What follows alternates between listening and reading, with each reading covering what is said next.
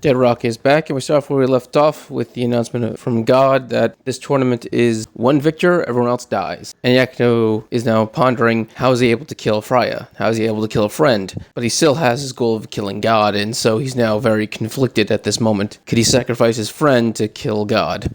Raja then realizes Yakuto is conflicted at this moment, and so she runs over to him, hugs him from behind. The rest of the class freaks out because they think this is romantic, but it's not. She's just telling Yakuto that he should just go all out and fulfill his goal of killing God, even if it means killing her, because she's going to fulfill her goal of killing Laozen. Basically, what she's saying is, I'm going to try to kill you, so you might as well just try to kill me. Eiji and Dest, as I said in the last chapter, they're not very happy about the fact that they gotta kill each other, but they had a feeling this day might come eventually, so they're ready for it, and they basically tell the other one, you better not be killed before I get a chance to kill you. What's left of the three main teachers, besides Laozen, who's in the tournament, are basically all sitting together, speculating on who's going to win the tournament, and at this point we then completely confirm that God knows that Yakuto is in fact trying to kill him. That was pretty obvious from the start, based on the fact that God has been messing with Yakuto and Class F for a while, but he basically just says it now, like, yeah, I think that one's trying to kill me. First round begins, Yakuto versus Desk. Desk has the ancestry of a gargoyle, and so whatever he touches turns to stone, which means all he has to do is punch Yakuto once in the face, and he basically has the win, which is a pretty broken ability to have, but so far, half the group in this school have broken abilities. And so those two are just fighting. Yakuto's mostly dodging all of Desk's attack. He can't really land a single blow, and that's basically how the beginning of their fight goes. While it's happening, everyone else is just spectating, talking. This is when Makoto at some point decides to glare at Baltagore again,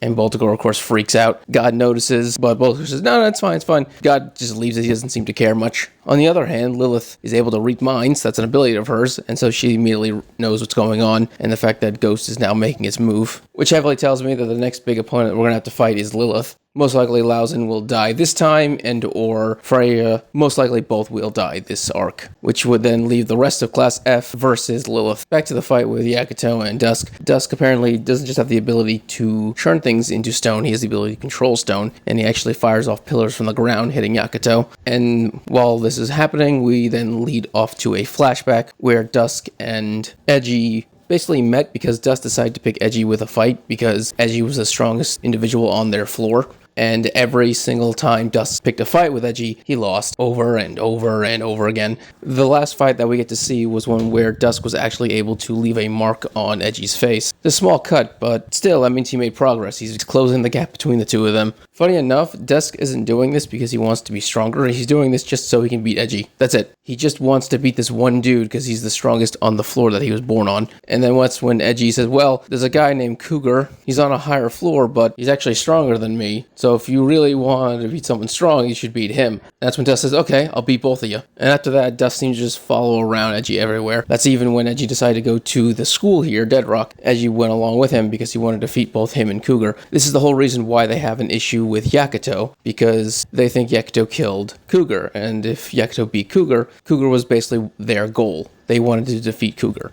which means Yakuto is now their new goal, which is kind of funny to think about, because Yakuto at no point whatsoever defeated Cougar. He was getting his ass kicked up until the point the vice principal killed Cougar. That's all there was to it. We end up coming back to the present, where Dusk is hearing a faint noise of the crowd cheering. He's wondering what it is. That's when he finally realizes, oh, it's the crowd. And the reason why he's having this out-of-body experience is because Yakuto just punched a massive hole in him. And Dusk is just completely and utterly obliterated by Yakuto. He continues to pummel him until he is literally obliterated into nothingness. Like, there is not even a body left. So yeah, Yakuto won the first round. That was pretty obvious that was going to happen, but the fact that it was so brutal and so fast is kind of disturbing. In fact, even his classmates are disgusted by what just happened. The chapter ends off with Yakuto threatening to kill Laozi as well. Laozi actually smiles at this, so he's super excited he gets to fight someone strong, I'm guessing. Either that or he's masking his rage. And the final page we pop over to is